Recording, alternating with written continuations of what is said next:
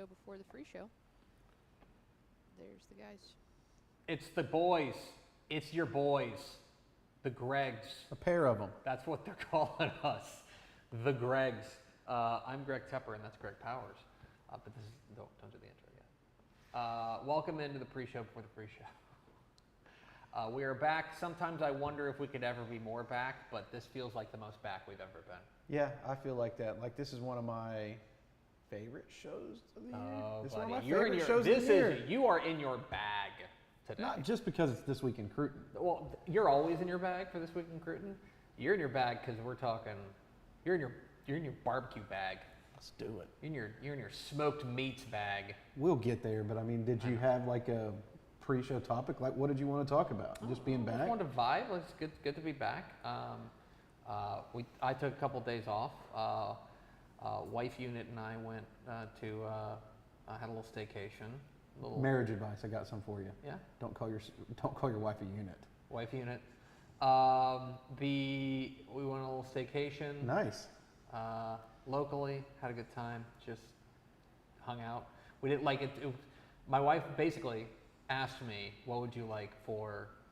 I asked her what she would want for her birthday, and she said, "To sleep," because we have a 5-year-old and a 2-year-old. And I'm like, I can arrange that. And so we had about 48 hours away from the boys, and did something that we haven't done in quite a while, which is watch like 4 episodes of a show, like consecutively. Was it good?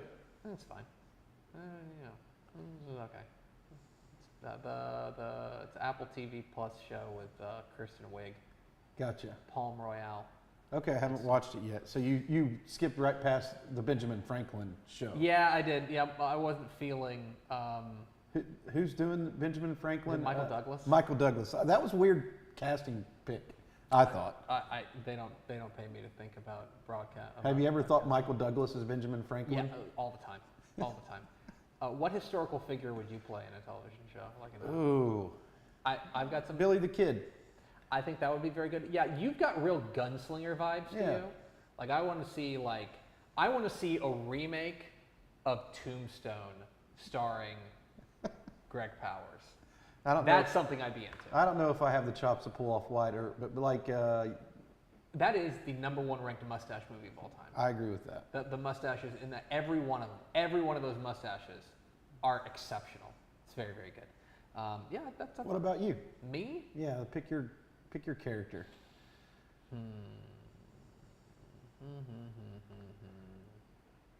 Kobe Bryant. Okay. All right. What would the title of the movie be? Mamba mentality or something like that. Okay. I feel like I think what I need to do is I probably need to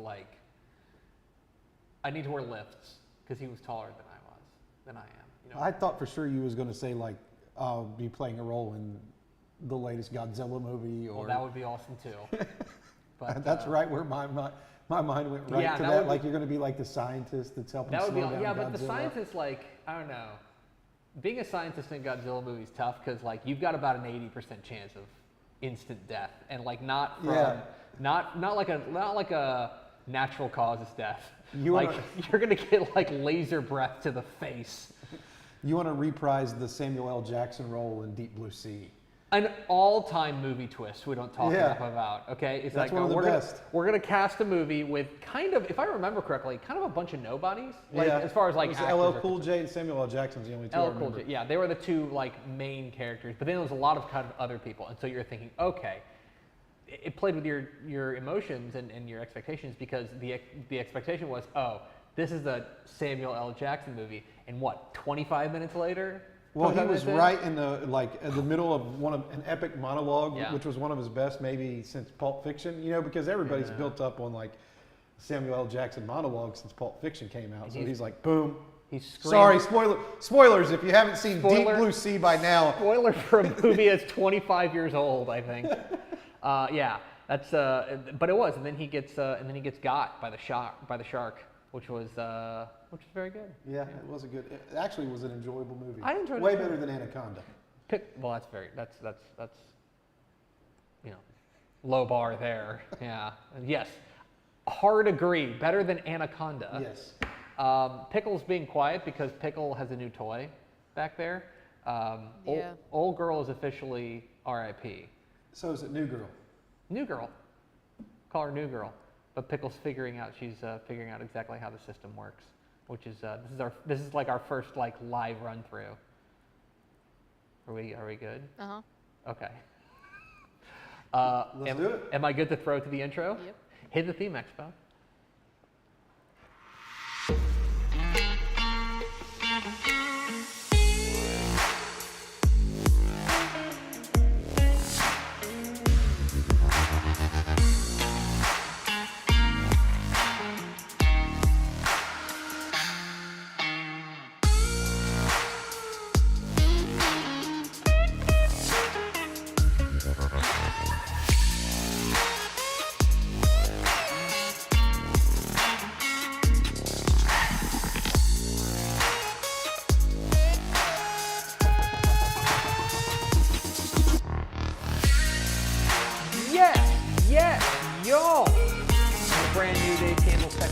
Mothership here in beautiful, scenic Louisville, Texas.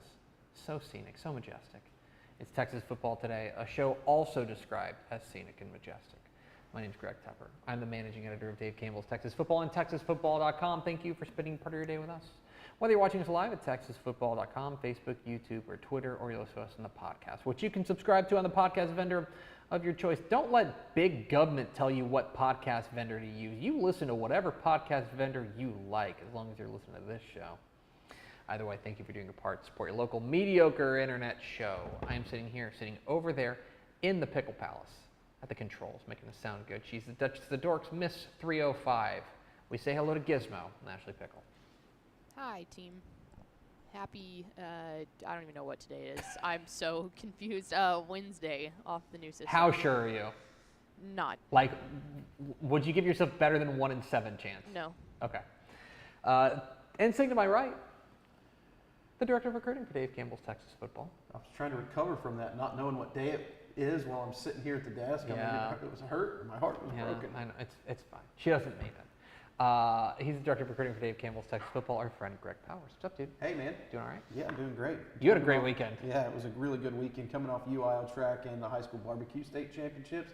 2 state championships, 1 weekend. Really a man living his best life is what you see sitting to my right today. Today is Wednesday, May 8th, 2024. It is a number of days till Thanksgiving, 204 to be exact. Happy birthday to Enrique Iglesias. Oh, solid. Enrique Iglesias. Do you want to give a guess on an age? 39.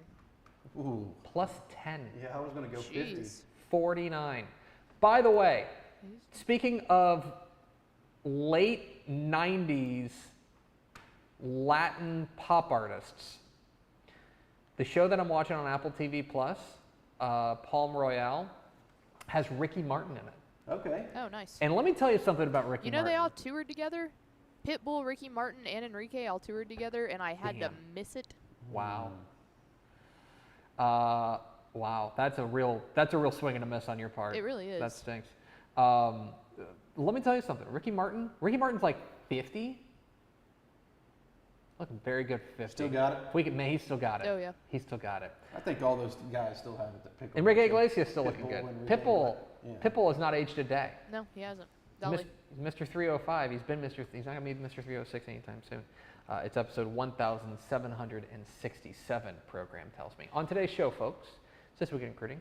Greg Powers, our director of recruiting here at Dave Campbell's Texas Football. And then, back half the show, it's This Week in Barbecue with Greg Powers, our director of barbecue here at Dave Campbell's Texas Football. So stick around for both of those things. Do we have first word through the door?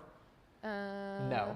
No, we sure do. Somewhere over here. TJ Hudson, Big Jiggly Water Balloons, jersey number 69, Daniel Agnew. Welcome in, fellas. Pickle's got a new system that she's figuring out how it works. Yeah. BJWB is here for the barbecue show. Listen, was there ever any doubt? Was there a doubt that he was going to be here? Anyway, we do appreciate you spending a little bit of your day with us. Enough talk. I'm Greg Tepper. That's Greg Powers. This is This Week in Crootin!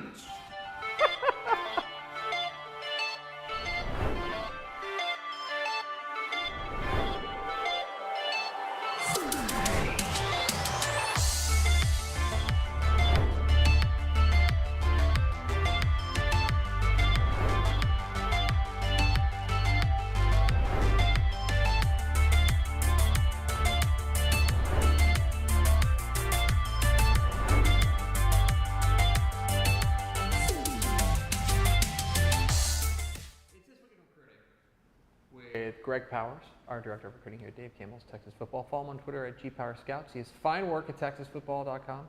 And of course, this is brought to you by our good chicken friends at Chicken Express. Chicken Express. When you see that yellow box, you know something that rhymes with box. That was just terrible.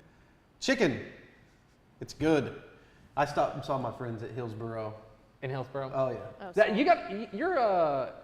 I don't want to. I meant to bring the cup in. I told you guys I was going to bring the cup, and I forgot. I don't want to get you in trouble, because I know you love your wife. But there's a special woman that works at the Hillsboro Chicken Express. Oh, they're all great. I mean, the Hillsboro Chicken Express is one of my #1 rated restaurants. we will at some point we will get a top 5 ranking of your Chicken Expresses. Hillsboro's up there. So like it's top 3. You're comfortable putting? Well, it I mean, in top I 3? would rate it #1. It's just the one I've been to. It's a 5-star. The most. It's a 5-star chicken. It's a You like the 5-star one Chicken in Express. you like the one in Huntsville too, right? Yeah, the one in Huntsville is really good. The one in Plano is the second most attended Chicken Express I've been to, and what I really appreciate about that one is the customer service and the speediness of the drive-through window. Like, that one gets backed up, and you're not waiting 5 minutes. If 5 cars are in the drive-through, zip, zip, zip, zip, zip, you're up. Pickle, So- what's the one that we stop? What's the city we stop in on the way back from 7 on 7?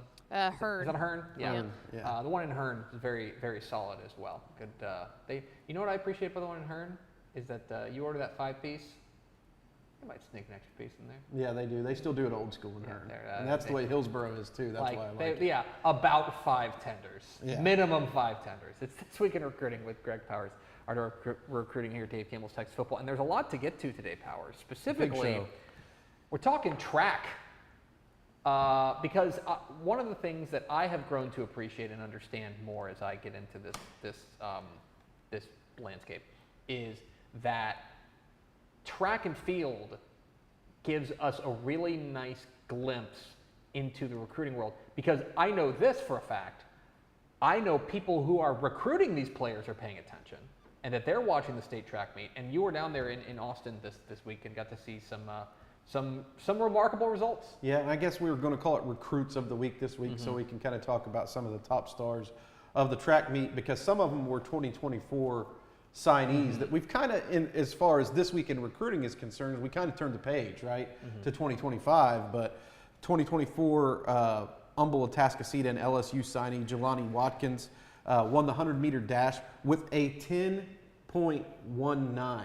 Rude. Crazy speed. And he helped Humble, Atascocita win the 4x100, setting a new state record with a 39.14, which topped Odie Wyatt's 39.76 back in 1998.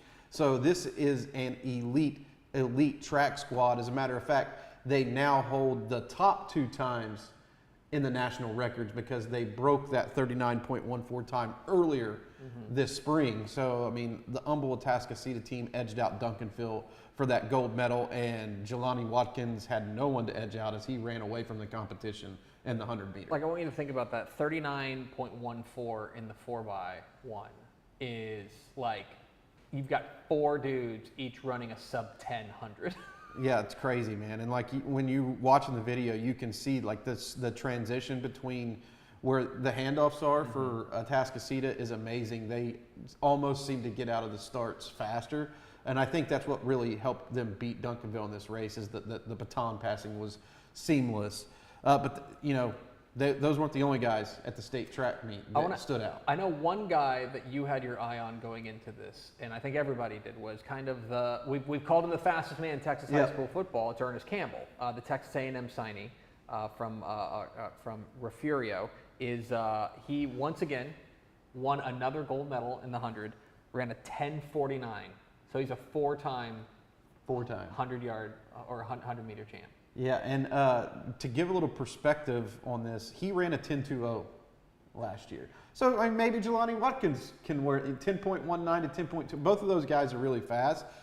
Campbell ran a 10.49 this year, but he was playing hurt. Right. Not too many people know that. He was playing hurt in this track meet. He barely qualified for state because he had an injury at regionals. So he took the 200-meter dash off so he could concentrate on the 100-meter dash and then help his team to gold in the 4x1 and the 4x2 there at Refugio. But Texas A&M is getting a speed demon in Ernest Campbell. And if you're a Texas A&M fan, I encourage you to go listen to the interview following Ernest Campbell's 4th gold medal winning performance at UIL State, because he kind of gives us the insight behind how he stayed in Mike Elko's recruiting class. Bit of a spoiler, it's because he's fast. Yeah, it's probably because he's fast. Another guy who's very fast, and by the way, he's a guy who is fast, and he's football fast too. It's not just track fast. There's track fast and football fast, and he's both. Same goes for Will Henderson, the outstanding playmaker from Gilmer, who helped lead them to a state championship this past year. He takes home more gold from Austin this year, and somebody signed this kid. No doubt. What are we doing here? What are we like? What more do you need to see? Like, I can remember the 3 in-state schools that he visited off the top of my head. It was SFA, Texas Tech, and UTSA. He took that SFA visit right after he won the state championship at Gilmer at AT&T Stadium. I think the very next weekend, or maybe even the weekend of, while the rest of those state championship games were going on. But as this thing kind of progresses to the finish line, here's a little like perspective on it. Will Henderson was thinking about running in the Olympics, or trying to train to run in the Olympics. So there were some moving parts going on in the Will Henderson recruitment, namely that he wanted to put his full focus on what was an important track season, multi-sport state champion now at Gilmer. I think it's going to come down to UTSA and Texas Tech. UTSA, of course, has their coach's name on the high school stadium that Will Henderson plays at. And Texas Tech is heavily invested in recruiting multi-sport, especially track athletes, and they're using that pitch to try to woo Will Henderson to campus. You look at guys that were also in the state track meet like Jacoby Williams and Ramons Adams, Malika Square, Adam Hill. Adam Hill won the 300-meter hurdles and the discus, or was it the shot put? I think it was the shot put. One of the throw-in. One of the throw-in events. Yeah. So he has speed and power. I thought that was really, really cool to see somebody like Adam Hill. He was in the 110-meter hurdle dash, but got DQ'd. That's really sad when you see a kid get DQ'd in the state track meet. So he wasn't able to compete in that. But can't feel too bad for him. He took home 2 gold medals. Yeah, pretty good. I also want to make sure we mentioned that Atascocita beat Duncanville in the 4x1. Don't cry for Duncanville. They did bring home the 4x2 championship thanks to Caden Durham and, of course, star, soon-to-be senior wide receiver DeCorian Moore, who was critical in their victory. Both LSU commits/signees. So those are like 3 LSU names that we've kind of recapped from the UIL State track meet. A lot of Texas Tech names in there, but you can kind of see a pattern here, fitting with some schools. Duncanville also set a state record in the 4x200 with their time, beating a mark that was set by the Woodlands back in 2018.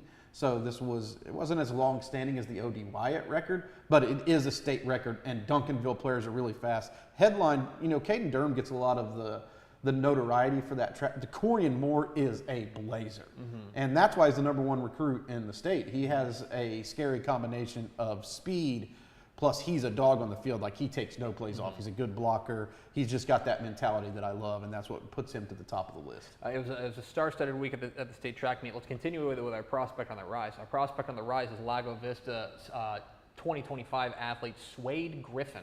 And Swade Griffin won gold in the 4A 110-meter hurdles, and a guy who is now the newest DCTF 3-star prospect. That's all you need to see. Yeah, I was really excited to see him compete out there. Like, his 6'3", 185, 6'2", 185 size is legit. Rare size at the cornerback position. And that's where he's being recruited in college to play, is cornerback. Lago Vista has a really talented athlete in Swade Griffin. He's got 3 P4 offers with Texas Tech, Arizona State, and Minnesota. He was raving about the job that Texas Tech has done in his recruitment. Again, we've got an article, full-blown article that you can read about Swade Griffin's performance at the UIL State track meet, as well as some of the standout schools in his recruitment at texasfootball.com/recruiting. Texas Tech offered him in May of 2023. Yeah. So sniff that one out. I would say that they're ahead of the game. And Swade Griffin, the newest DCTF 3-star, after his performance at the state track meet. It's This Week in Recruiting with Greg Powers, our director of recruiting here at Dave Campbell's Texas Football. Get involved in the conversation. Hashtag TF today. Let's roll on to our underclassmen of the week. Our underclassmen of the week. This is a very track-centric episode. I should tell you. Don't worry, we'll get to the barbecue and the real meat of the episode. Yeah, there you go. I like that. Let's go to our underclassmen of the week. It's Winsboro junior wide receiver Camden Capehart. You wrote about him on TexasFootball.com. He won the 4A 100-meter dash with a 10.44. He's got 8 offers, including places like UTSA, Cal, and Arizona State. But Camden Capehart, Winsboro put up big numbers last year offensively, and then you see a guy like this, and you're like, oh, I can see why that happened. Camden Capehart won with a 10.44, but at the White Oak meet earlier this year, a 10.08. That's insane. A 10.08 is just crazy. I mean, that's crazy speed. And, oh, by the way, he averaged over 26 yards per catch. So he's not just fast. He's good in pads, and that's why you're starting to see his offer list take off quite a bit. There was a day in Camden Capehart's life where he ran a 10.08 100-meter dash, played a baseball game where they beat Quitman 4-2, and picked up his first 3 scholarship offers, all in one day earlier this year. That was a good day. That was a great day. A good day for Camden Capehart. Yeah, very impressive. And then, of course, this weekend, Friday, I believe it was a very good day as well. Yeah, He ran, hoisting that gold medal. Yeah, getting that gold medal. Camden Capehart, just a junior there at Winsboro, a name to know, and a guy who's going to be sticking around in our recruiting cycle for quite a while. Let's round it all out with our commit of the week. Our commit of the week doesn't have to do with track, because I guess you could commit at the track meet. Yeah, that'd be kind of a baller move, honestly. If somebody had committed at the track meet like Will Henderson, maybe we could have slid him next into year. the spot. Live commitment at the. We'll broadcast it. It's Dylan Arkansas, the outstanding outside linebacker for Denton Ryan. He committed this week to TCU. Had offers from places like Baylor, like Utah, like Mizzou, but the Horned Frogs keep Dylan Arkansas at home. A really nice get for a guy who is at the core of one of the most exciting defenses in DFW. Yeah, and he's an extremely versatile and athletic outside linebacker. Extremely good in coverage. I mean, he's almost like a safety playing the linebacker position or a receiver. It wouldn't be a huge shock to me to like know that he played receiver in the recent history of his football career. Arkansas tracks the football very naturally, has great closing speed, good explosion, catches. It's weird to say this about a defender. Catches anything that's in his vicinity, and plus he's not afraid to stick his nose in and blow up a running back and deliver a big hit. This is back-to-back weeks that TCU's had our commit of the week. Last week it was DeSoto's Keelan Abrams, and I feel like I'm about to do the Moneyball bit now where you create them in the aggregate. Yeah. These 2 linebackers both bring like special qualities to the table. You know, you're talking about Arkansas's ability to cover and kind of play like a new age style of football where Abrams is more as that pin your ears back and flat out get after the quarterback to use his, first step explosion to get downhill in a hurry. These 2 players, their games complement each other extremely well. So tip of the cap to TCU, who found a pair of the state's best linebackers over the last couple weeks. Dylan Arkansas heading to Fort Worth. They commit for the TCU Horned Frogs. And a tip of the cap to Greg Powers, our director of recruiting here at Dave Campbell's Texas Football. Follow him on Twitter at GPowersScouts. He has fine work at TexasFootball.com/recruiting.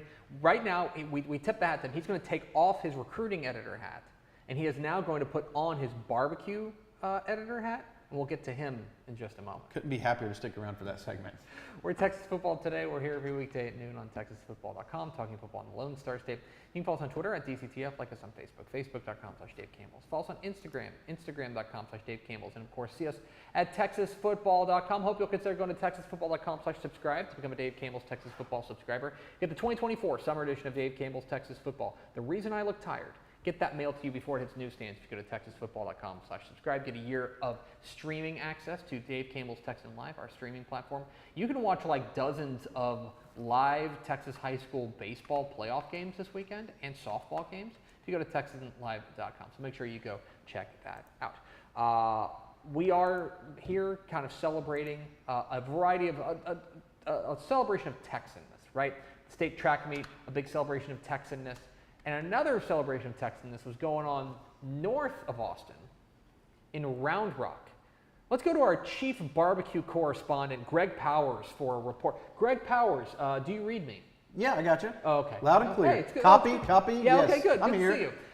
You had a big weekend. You went to, was this the fourth year that you went to the Texas High School Barbecue State Championships down there in Round Rock, and you've become quite a veteran of this event. I want to go ahead and tip my cap or say my thank yous right out of the gate to Greg Tepper and Ashley Pickle for making my barbecue dreams come true 4 years ago. 4 years ago at Llano, inviting me to attend this event, letting me roll in the DCTF swag wagon, RIP, and taking me down there to meet some of now my closest friends. Very good friend.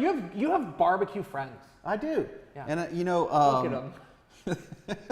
Have you ever seen anyone as happy as Greg Powers? That's me, like knowing that I'm about to eat so many bites of barbecue, like heading in. That was the first photo I took there as I landed on the scene. But so many great teams, 98 teams competed in this year's event. I want to give a special shout out to Tilden.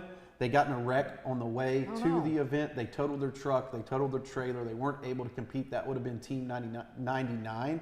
No athletes. I'm calling these people athletes. Absolutely. No athletes, student athletes were hurt or coaches were hurt in the accident, but they were not able to make it. So I just wanted to make sure that we mentioned them. But High School Barbecue Inc., who puts this on, had 98 teams. Chuck Schoenfeld, Marnie Schoenfeld, they do a tremendous job every year with their staff there.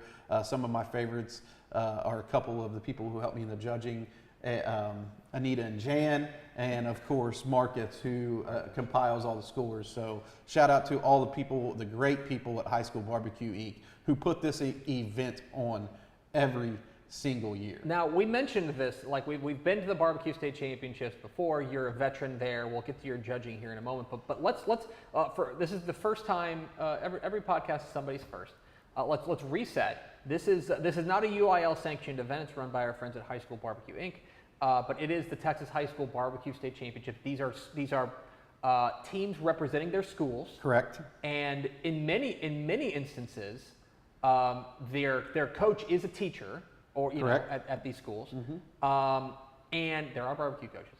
And they compete. Is it 5 events, 6 events? How many? So they compete in 5 events. Mm-hmm. It is dessert, beans, chicken, ribs, and brisket. Okay, and brisket. And that's the order that they turn these things in. And there are individual awards for each category. Correct. As well as a best in show, basically. The grand champion. Yeah, the grand champion.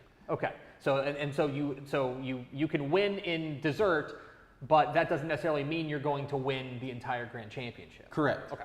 Correct. Yeah. And we'll get to the winners a little bit later on, some of the teams that won it. But I will say that everything is tremendous. The event is extremely well ran, and I'm blown out of the water with how talented these teams are. You know, they get up at 4. Well, they're up before that. The competition basically kicks off at 4 a.m. and that's whenever they're stoking the fires and getting everything ready to go. By the time the 6 o'clock hour hits, all coaches and people that have helped them up to this point are not allowed to help them at all. They have to be 20 feet behind basically like a caution tape or a rope that keeps them out of the competition. So this is solely on the student athletes. And you're talking about some of the best barbecue that you've ever eaten that's done fast and hot, which I think is like harder to do than low and slow. And you think about it, it's like a coach, right? It's like, think about a football coach. Like a coach can't run onto the field and take the snap for a player. Like he's got to be on the sideline. He can tell them what to do, but at that point, it's like, all right, you guys got to go off and do your thing. It's out of their hands, and these kids are amazing chefs, and it was on full display this weekend. Okay, so I want to talk a little bit. You are now a 4-time, and by the way, as somebody who has been to this event, he's not joking. This is elite level. It's real deal. The kind that you would go and pay significant sums of money to eat. But Powers just walks around and eats for free. So you are now a 4-time Texas High School Barbecue State Championship judge. Can you tell us about your judging experiences here? So this year I did chicken and ribs. Going back to my roots, the first year I did chicken. To me, those are my 2 favorite categories to judge. 1, because I think chicken is extremely hard to cook, right? 2, ribs is like right in the sweet spot time-wise, so you're really going to get some excellent ribs. And 3, if you're judging brisket, then you can't walk around and try all the briskets. Yeah. So I like to walk around and be able to try as many briskets as possible. So Not just a hat rack, folks. and this is like exclusive. I told you that there's like a rope that you can't. We're the only ones behind the rope. Yeah. Like we're able. So you're not able to try brisket until after they've turned it in. Yeah. Right.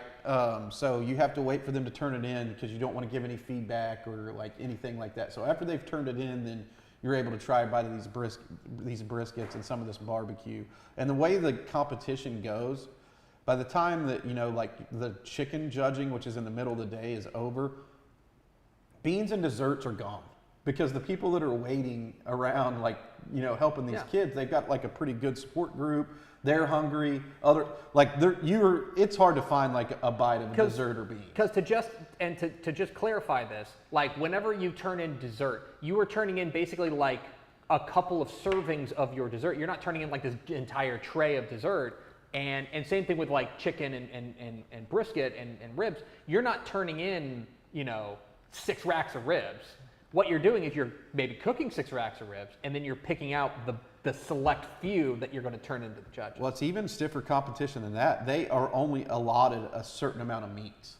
So I think that they've only cooked 1 or 2 racks of ribs. Oh my I think it's only 1 rack of ribs. So I'm like, There's you like have no margin for error. Yeah, Absolutely. you have to nail it. And you might have seen some of the photos going through here, but Reagan County turned in a banana cake baked by Karma Yarbara and Giselle Sosa. That was amazing. They cooked this in the smoker, man. Like it was like it was smoked banana cake. It was like this tall. Oh my god. You know what I mean? There so it is. Like there are some amazing things done at this competition. When they showed me the picture of this banana cake, I was like, "There's not 1 bite left anywhere." They're like, "Can I scrape the pan like just to try it?" And let's remember, these chefs, they're 16. They're Right. 17 years old, right? Like these are not, they're student athletes. Like to be able to do this is unbelievable. So you get in, you are selected. Let's be honest, you're selected to be a judge in the chicken, right? So take us through. Tell us about the judging process. So How about we see it first? Okay. Why don't we see it?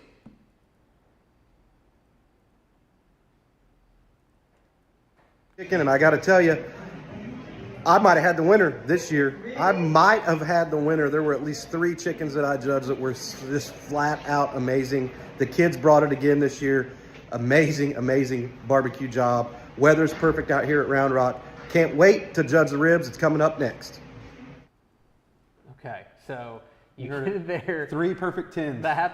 3 perfect 10s. 3 perfect 10s. And you don't hand. I know you're a discerning judge. Yeah, I take it serious. Like the first year that we went into it was like, just happy to have the opportunity to do it. You want to do a good job because you want to make sure that you represent the winning team correctly, right? Like, but the year that we first went, they broke it down to, all right, there was like waves of the competition. You went everyone to a semifinal table to a final table. They don't do it quite the same way. They came up with a better system to make it more fair across the board as more teams got into the competition. I think there were probably, I can't remember how many teams there were that first year we went, but it's 100 teams now. So there's lots of judges. There were 10 tables who basically tried 10 different boxes of each food, okay? And then you score on a scale of 1 to 10 the chicken or the ribs or whatever. And that's how the judging breaks down. So a 10 is the perfect bite. Yeah. And at the end of the competition, maybe you could think, oh, well, box number 24 was a better 10 than number 21. But when you take that bite, you judge that bite by itself, setting its own standard for what you tasted. And I had 3 out of 10 perfect 10s. That's unbelievable. In chicken. The lowest score that I had in chicken was 7. I don't think I could. So cook this a, was I like don't, I do not think I could cook a 7 chicken. No. I said the 7 chicken was probably close to what I've cooked on my smoker at home. Like I'm like a 6 or a 7. Right. In comparison to what these kids are doing. Unbelievable. But the 3 10s, like if I could have found a way to like sneak that chicken to sneak that chicken into my bag, into my Dave Campbell's backpack. Oh, I love that. Oh, yeah. But I didn't, Anita, bless her heart, I didn't want to like make her worry that, one of the judges wasn't acting right. She's always so helpful to me. I need you to be more sneaky next year. Chicken thief. Chicken thief. I got a thief, good Greg ribs Powers. judging story for you guys. Okay, a ribs judging story with Greg Powers. Again, no bad bites. The low score I think I had was a 6 in ribs, and it was. I don't think I could get a 4. Yeah, the low score I had was a 6. It was a little bit too salty, is why it was a 6. It was just oversaturated a little bit with salt. But I had 110.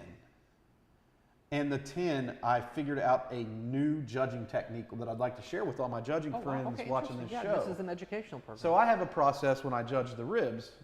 Slice it down the middle, get to the bone, slice it this way so I can get a bit of the top and the end so I can get like a fair bite. I try to do that for every rib that I judge the same way. Trying to get the same bite the same way. Well, the perfect 10 rib that I had this year, I put my knife in the middle, sliced it down, and when I went to slide it off, the whole rib slid off the bone. And I ate one whole rib, and one bite. Legend. And you were like, And I was like, this is the This way can't I be- want. This is can't the do way I it. want to do it every time. can't do any better than this. That's the standard. Okay, so who won? Let's run through the winners here. So I guess, Pickle, do you want me to start in third place? Yeah, let's go third place. So in third place, you had Burnt Offerings from Van Vleck. And you'll see the gentleman there, third from your left with the hat. Yep. That's not helpful. We covered him. With the hat is not helpful. Third from They your all left. have hats. Redheaded gentleman close to the middle. Got it. We met him in Van Vleck when he was a freshman when we were in Llano. No way. Together. And That's now he's a awesome. senior competing in the barbecue state Taking home- and championship. taking home third place? Taking home third place. So congratulations to Burnt Offerings. Okay, In excellent. second place, you had La Mesa Smoke Squad. La Mesa Smoke Squad from La Mesa, who did a tremendous job Way out there. You'll west. see their team. And what I find interesting is like each of these teams have their own recipes, but like the West uses a little bit of a different smoking technique than like Dallas that likes to use mesquite. Yeah, you'll probably get different flavor profiles. Oak, Just- I think it was yeah, like very exactly. oak, and sometimes you'll get like some fruity notes on some of the smokes, but it's just amazing. I also think it's interesting. Like there are different sizes to these teams. Like this team's got five athletes. Other teams have like 8. The other thing, and we've mentioned this, Pickle, when we went out there to Llano. One of the things I love about this is that like this is a co-ed like thing. Oh, this yeah. is you got the girls in there with the boys all working together towards the common cause and forming a team. I think that's pretty unique. I think in competition. Oh yeah, tennis would be the only other one because even golf, your tournaments are separate. So tennis are the only ones where girls and guys can compete on the same playing field. Your first place finish, the grand champion, Boom. Ingleside's Mustang Smoke Show, took home, I guess the gold, you can say. Took home that huge trophy that you'll see there for being this year's grand champion. And really cool thing about this year's winner, I got to spend time with this team out in the field before they won. I had no idea that they were winning, so I didn't get to try their brisket, but I got to see their brisket on the smoker and look at their ribs and like talk to them about kind of some of the stuff that they. Is that turned their in. smoker? Yeah, that's their smoker setup, so you can The see that barrel? Yeah, they smoke the brisket in that barrel. The brisket is in this barrel while gosh. That's we're awesome. taking this photo. So there's only 3 competitors here you'll see in this picture, and you want to know why? Because after they were done cooking their chicken, dessert, and beans, the guys that were responsible for that had to go to prom. So they That's came out. awesome. They came out at 4 a.m. What a day. Did their jobs, and then went back to Ingleside to go to prom. So I love his shirt. It says trust, loyalty, integrity, and I'm assuming the bottom one is results. Yeah, which and feels right when they you talk delivered. about barbecue. By the way, that is a 3.5-hour drive. Down Ingleside's down the coast and like down south. So it's a 3.5-hour drive. So they had to get on the road and change into a tux in a hurry. Ingleside High School, not just known for 39 touchdown man Jadon Smith Absolutely. anymore, who signed with North Texas. They're also known for Mustang Smoke Show, who is this year's grand champion at the high Barbecue. school barbecue competition put on by High School Barbecue Inc. the barbecue champions of Texas. Congratulations to them, and congratulations again to High School Barbecue Inc. for another outstanding event. And me. And to Congratulations to me. Congratulations to Greg Powers, now a Ate four-time a rib in state one bite. barbecue judge. And yeah, that's you really are. I feel so good for you. I just feel good for you. I want to take a second and give one piece of special love to Marnie Schoenfeld, who helps direct everything. She broke her kneecap on Wednesday before the event this year, and she was still there in a wheelchair to help everybody. She sets up all the judges, does all the, really just the nuts and bolts of running the day-to-day. Like, she was there running everything despite the fact she was in severe pain. She was playing through injury this year. Playing hurt. And I just want to make sure that she gets some extra special love. Marty, thanks for everything that you do, and thanks for having me out. And most importantly, thanks for inviting me back next year. You already got the I'm invite? already invited Let's back. go. So all right. I'll be there. He'll be there. There it is, the Texas High School Barbecue State Championships with our chief barbecue correspondent, Greg Powers. Let's go over to Ashley Pickle for America's second favorite segment. Final thoughts? We will have a show the rest of the week, I believe. I will not be here Friday, but I'm calling Mallory. QB2. Yeah, Mallory's going to host or not host. She could host. She should host. But then that means you would have to run the system, and after trying to learn the new system today, I don't think that's a smart idea. Well, I think I'm offended. Okay, well, you can do it then. Put Pickle, your money where your mouth is. Pickle, could I run it? Oh, yeah. I just don't want to. That's going to do it for us. Thanks for spending a little bit of your day with us. Follow us on Twitter at DCTF. Like us on Facebook, facebook.com/Dave Campbell's. Follow us on Instagram, instagram.com/Dave Campbell's. And, of course, see us at texasfootball.com. For Ashley Pickle and Greg Powers, I'm Greg Tepper. Vince Young, please meet your Player of the Year trophy. We will see you tomorrow on Texas Football Today.